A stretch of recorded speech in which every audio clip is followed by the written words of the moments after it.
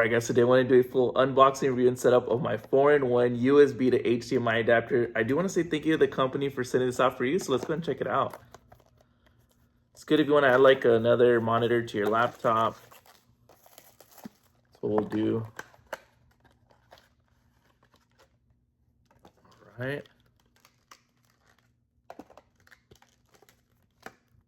Manual.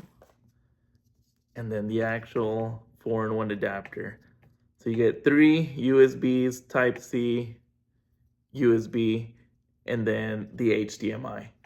So really cool. So let's go ahead and get my laptop. Let's hook it up and see how it works. All right, so let's go ahead and hook it up. I know you do have to download a driver for it, so let's try that out. All right. All right, and as soon as you plug it in, it does give you which one you're gonna wanna download. So they have for Mac, for Android, and for Windows. So we're gonna go ahead and do the Windows one. All right, so we'll go ahead and load it up. Next, install. All right, so it's just gonna go ahead and install the driver for it. Very simple.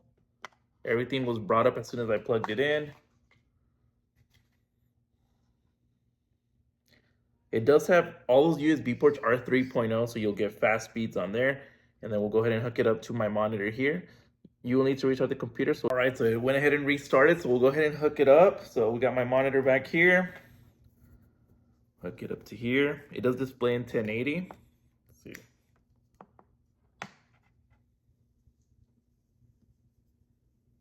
All right, and there it is.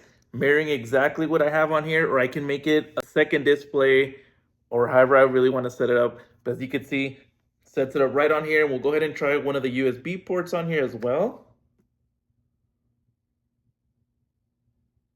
Awesome, and it brings that right up. So very cool. Like I said, and all the USB ports are 3.0.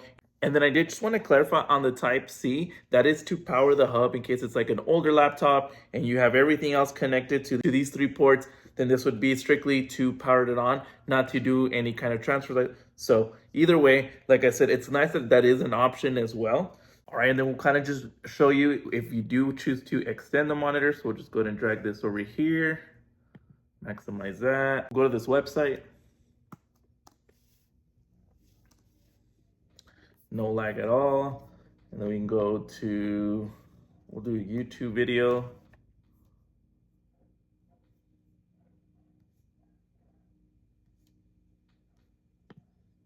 Play that.